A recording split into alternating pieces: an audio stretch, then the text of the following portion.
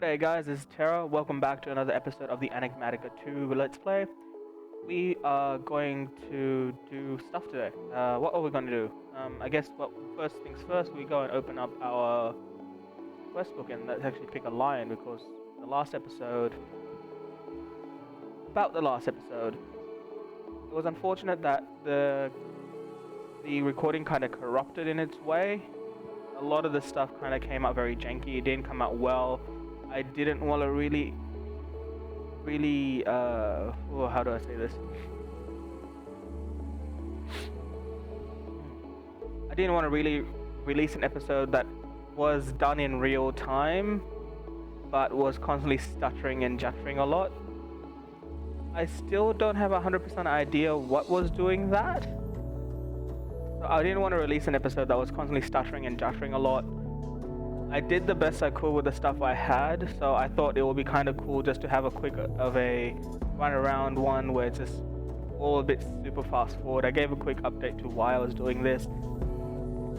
I just received word that there is an Enigmatica 6, which is this hack, but in 1.16.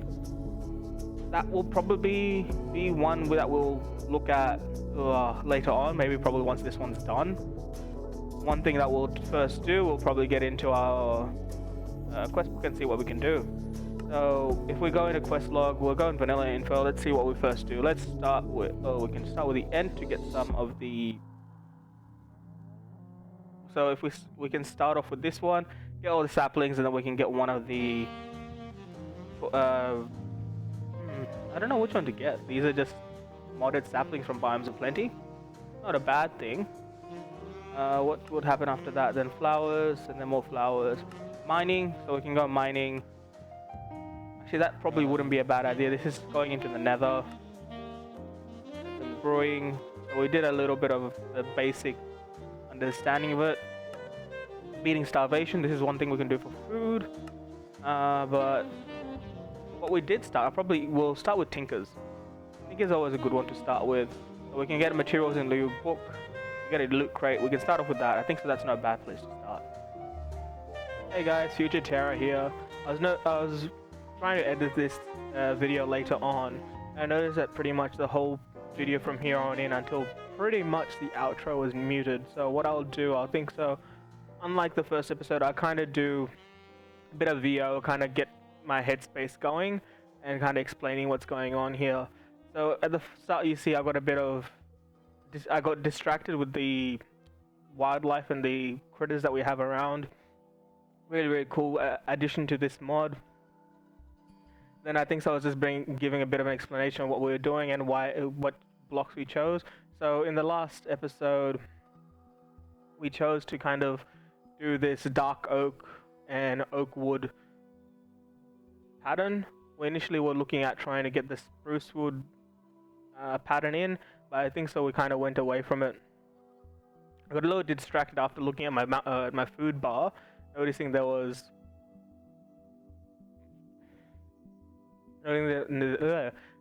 no food in it, so I decided to actually start going around looking for food.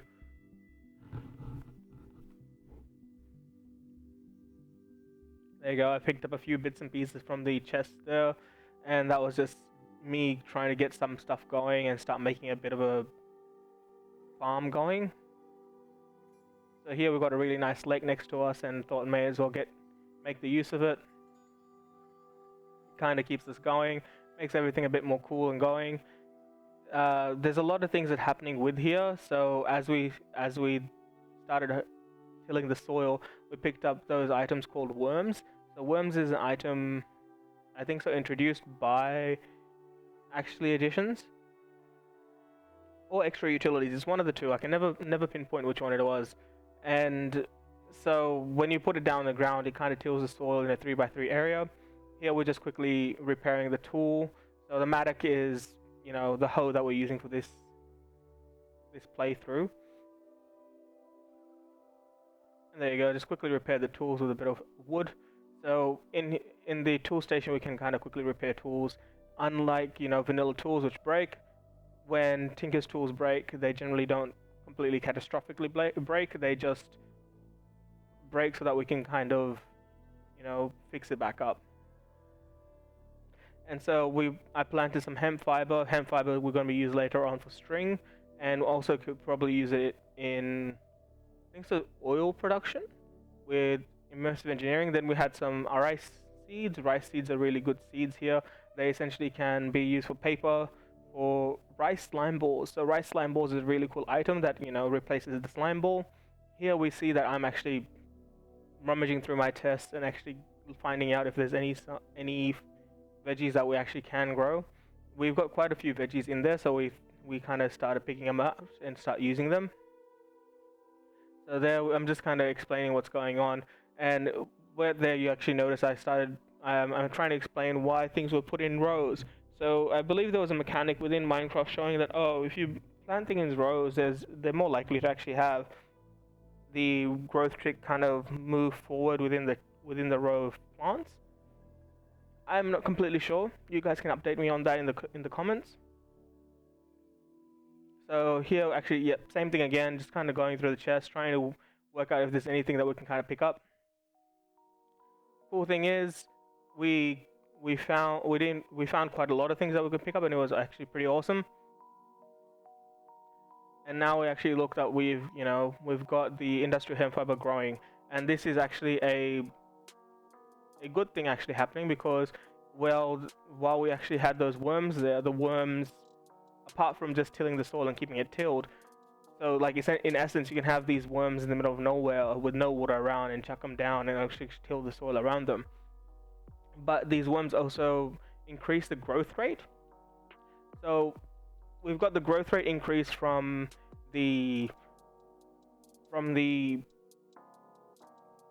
rows of growth rate increase from the rows of plants, and now we've also got the growth rate increase from the worms. In future, we'll probably make all this inside of a big greenhouse, and then we have the growth rate increase by the greenhouse glass as well. So we'll have really, really quick crops. I'm not 100% sure if we're agrocraft in this mod pack. If we did, that would make it even more better. Each crop can do so much more.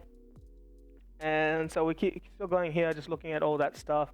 We're trying to actually get going with Tinker's Construct as well. So I'm trying to make the materials in U-Book. The material in U-Book kind of just needs a string and 3 paper, as we found out now.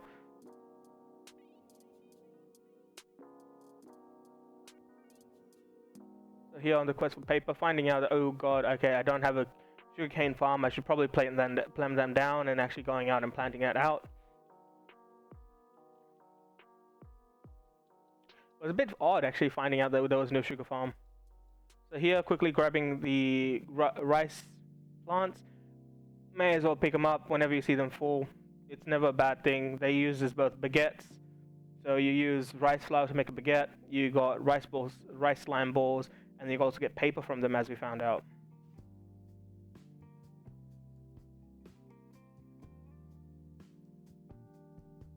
And now we make a book with a pattern. There you go, you have our materials in your book. We'll quickly run through actually getting the Tinker's Construct quest going. And so there you go, one of our loot crates gave us a cobblestone generator by Nuclearcraft. That actually uses FE per tick, or RF per tick. So until we actually make some RF, that won't start generating cobblestone. A good thing to get, as cobblestone can be used for EMC if we actually have Project E. I forget if we do. And also cobblestone is just good to kind of have, using a lot of recipes. If we have to go into the deep dark needs quite a lot of cobblestone. So here we've got Holo Projector. Holo Projector is really cool. It's part of it's an attachment to advanced rocketry. It kind of shows a in-world render of the multi-block structures that have and we can use for advanced rocketry. Just quickly going and finishing up the quest for Tinker's Construct here. So because here's a lot of the stencil quests, and like trying to teach us how to use Tinker's Construct to make tools, weapons, and other such things. They kind of making us kind of go through that. We got quite a few loot crates, so we're opening them up, seeing what we got. We got some food. So this was sweet and sour meatballs.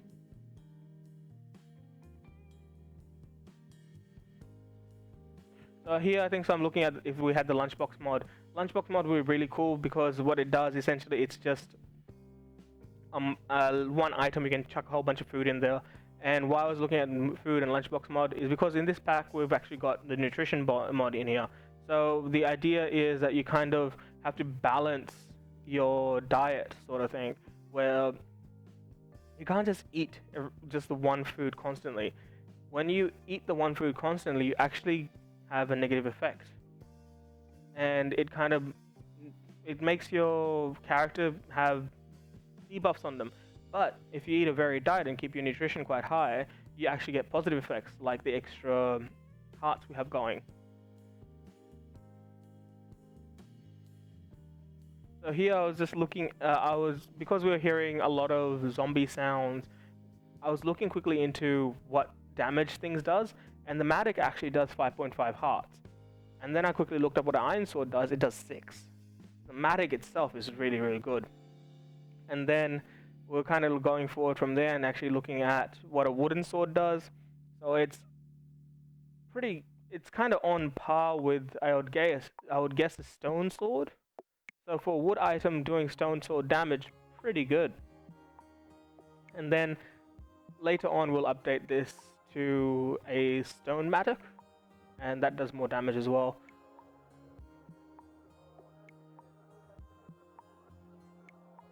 So here we're just kind of collecting a bit more oak wood so that we have something that we can use for our building.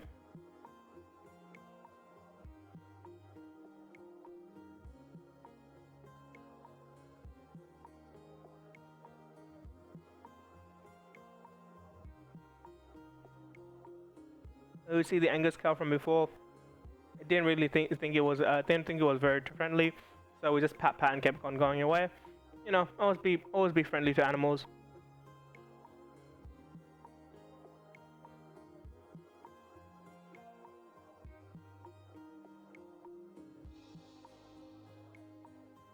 Here's just a lot of resource gathering for the house building.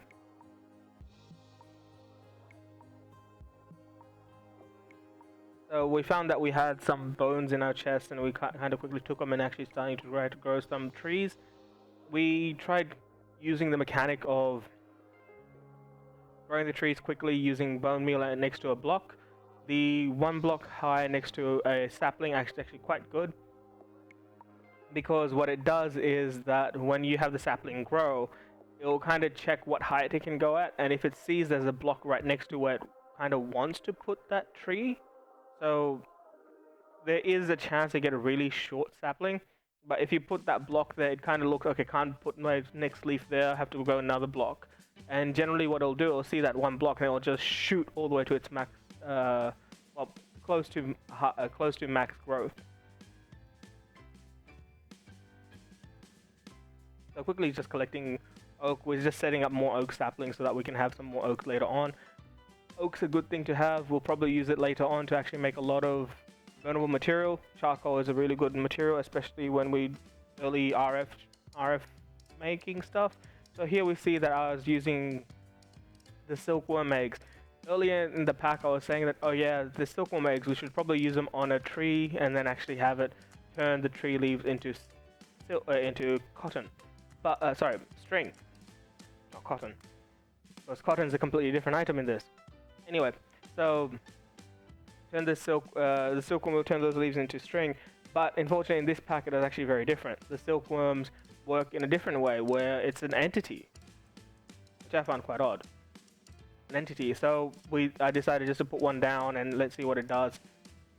Struggling getting some dark oak.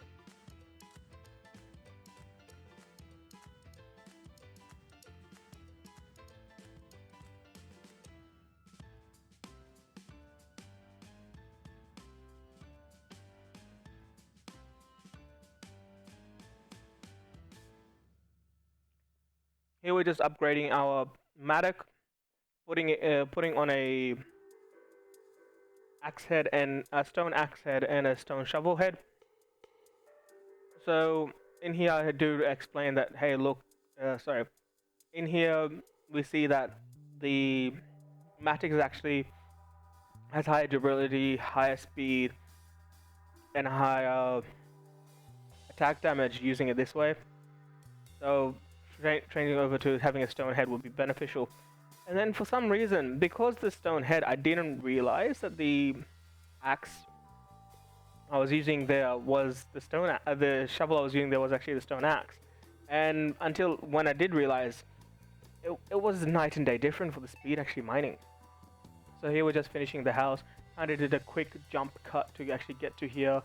It was a lot of fapping about, pretty much just kind of going around building, jumping up and down, putting on the slab roof. So what's happening here, I just did a quick sunroof sort of thing, at least for this side of the building. Kind of work in progress. We'll slowly fix up this thing as we go along. So yeah, main reason why I chose that style of house was that whole idea of it's a quick light up house. You can put a torch on every corner on the 5th block from the center block, and it will light up the whole area. So here I'm just explaining, we've got one 9x9, one 9x9, and then behind it we'll probably do a 9x19. So got a nice little workshop area that we can work in, and this is just, you know, our ground level. We'll probably put a basement underneath there as well. So on our left there, we have the little cave area.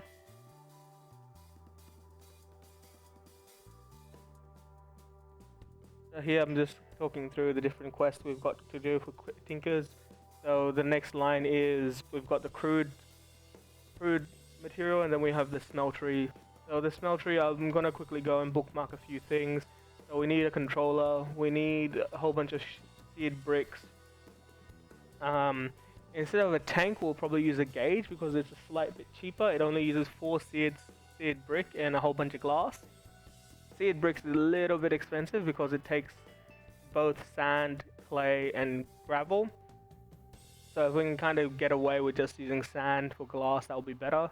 What else do we need? We need a drain, we need a faucet, we need the casting basin and everything like that. So what does a smeltery do? Smeltery is a multi-block structure by a Tinker's construct which doubles ores you put into it. And then we're kind of looking through and seeing what different ways of doing it is.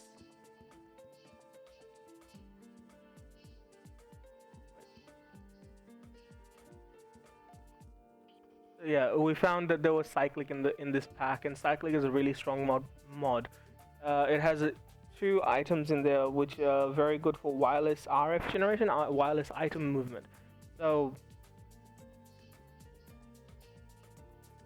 the wireless item movement, what we can do, we can kind of just put the wireless item movement on one chest and on the other chest, and have it so move from one point to the other. Essentially dump everything in one chest, it'll pick it all up, put it into our smeltery, and then take it out of this. Then in the smeltery it'll do its thing, boil up, do its thing, and then it'll dump out of the smeltery and back into our inventory. Really good way to do it. Essentially it's just set and forget. Your items kind of work its way through. You don't really have to do much else.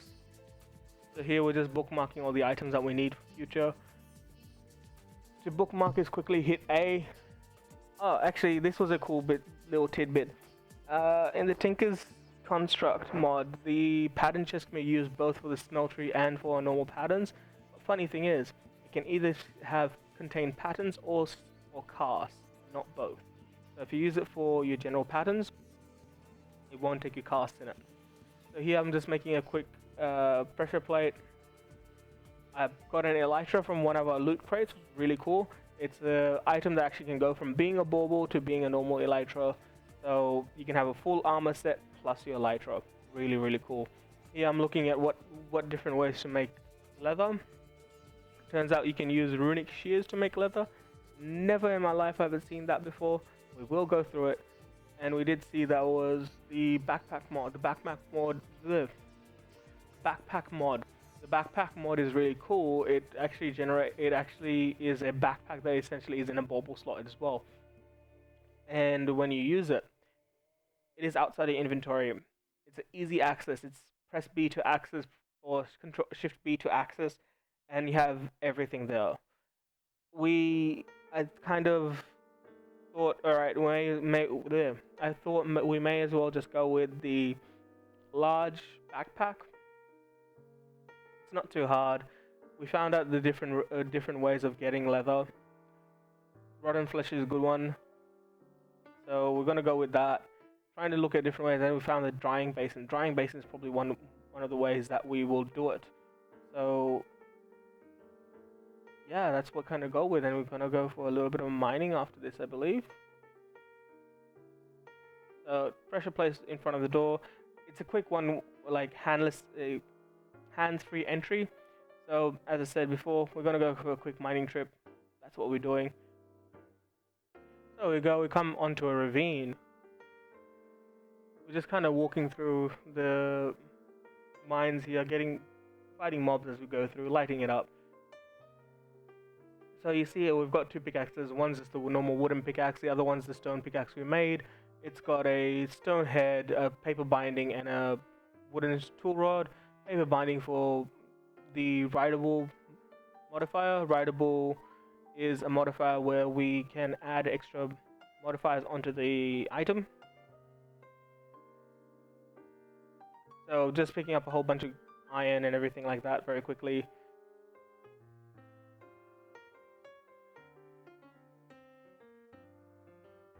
Bit of stone, you know, have stone to make some furnaces later. And now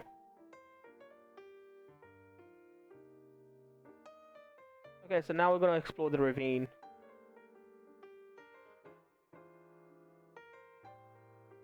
Oh, not explore the ravine, we're gonna go and explore the other side. Man, you really forget what you did, don't you? Like, it's not much time between me playing this whole area and then now me trying to VO it. But a lot of stuff happens. I don't remember this. So we found out that certain creepers, or for some reason the creepers that we fought here don't blow up. We fought a witch, got poisoned, but that was fine. Had some fish and chips, and we keep going with our day. Get a bit more coal.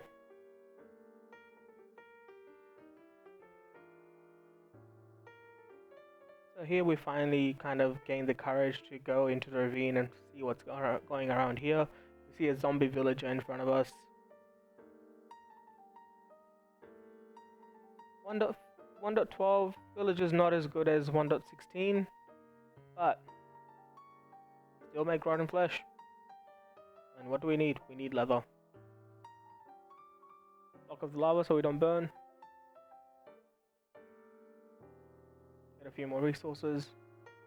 This is normal casual exploring the ravine. We'll just go through it, find the resources we can, or any ones that we can kind of pick up. I believe here we also found some osmium, not in this exact spot, but in this ravine we found some osmium, which was really good. Our tool broke, and you saw there. We use we use an item called a sharpening kit. Sharpening kit is pretty much an item that you can use on the fly to repair your tools. So with Tinker's Construct tools, if you have the tool forge and you have the material for the item, it's easy to repair your tool. You can just put the tool forge down and then put your tool plus the item in there. But the other way of doing it is, if you have sharpening kits, you can do it on the fly without the tool forge. Saves one slot of inventory. You may not think it's much, but sometimes that one slot is all you need to actually finish your spelunking or your mining. Spelunking and mining, like, isn't that almost interchangeable as a word? So let me know, like, how do you feel about spelunking and mining? Because, like, I play both Terraria and Minecraft. In Terraria you say spelunking because, or you say mining as well, but you mostly kind of say spelunking because of the potion, and that helps you see all the ores and everything. But in Minecraft you say mining. I don't really hear much of the word spelunking, but essentially it's the same thing. Got some crystals. these crystals will help us actually make the AE2 system.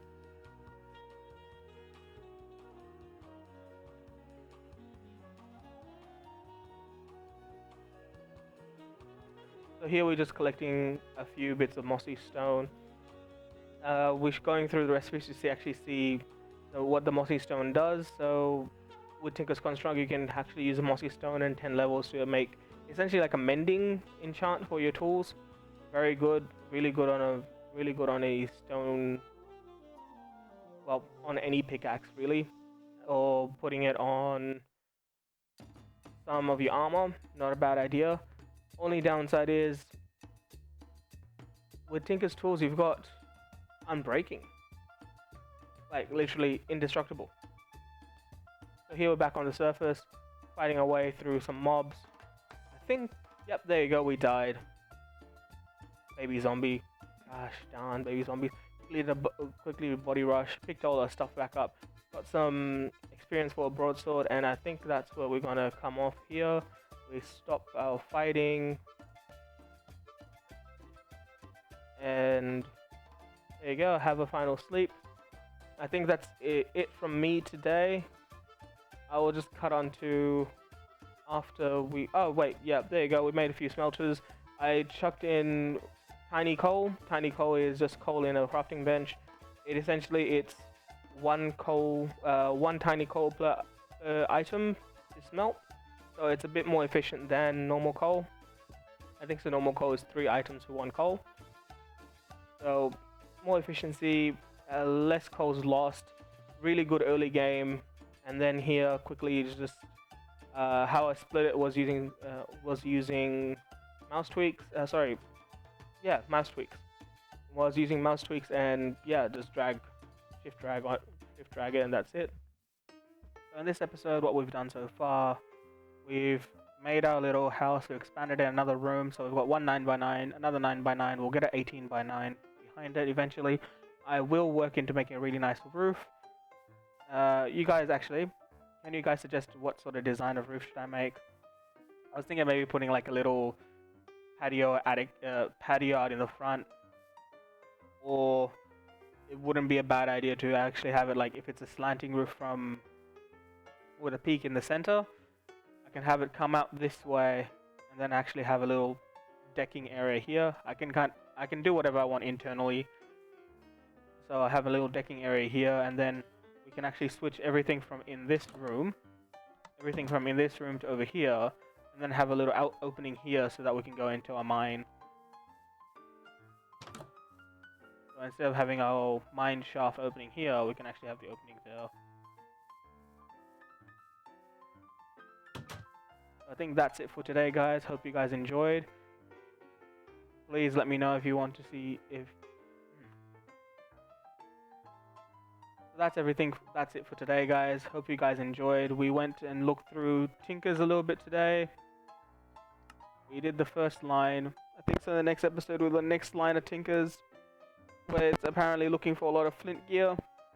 We can go through that, upgrade our stuff, and then we'll work on the smeltery. The smeltery is a really cool piece of kit that essentially does ore doubling, which I think so... The smeltery is a really nice piece of kit. It works in ore doubling, so we start off with the grout, we make the building blocks, we move forward. It's a multi-block structure. I think so that's what we'll be putting in our 18x9 room behind us. That will start with it. We'll do a little bit of automation on that as well. I think we've got either conduits or ducts. So we have Ender IO conduits, and we do have ducts. And I think so. Do we have transfer pipes? So we've got... Oh, we do have mechanism pipes as well. What's the other one? I think so it's called... It has things called like transfer node. Transfer nodes, what are they? From Ender utilities. Extra utilities, so transfer pipes. We can also use cyclic. Cyclic's not a bad thing to do. So actually, if we have the simple... No, we don't have the simple system. But cyclic's not a bad way of doing it. So essentially, with cyclic, if we do the item transfer, this wireless item transfer, essentially what it is, it's a block that you can have things funnel into. So we can do it from our smeltery, where we dump off stuff into one chest. It'll wirelessly transmit it to our smeltery. It'll go into the smeltery, boil up, it'll extrude it into ingots, and then come back into our system, all without us ever really having to do anything apart from dump from this chest, go into that chest.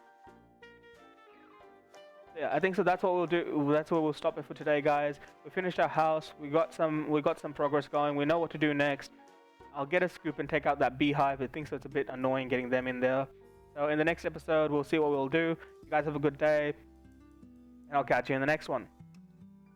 See ya.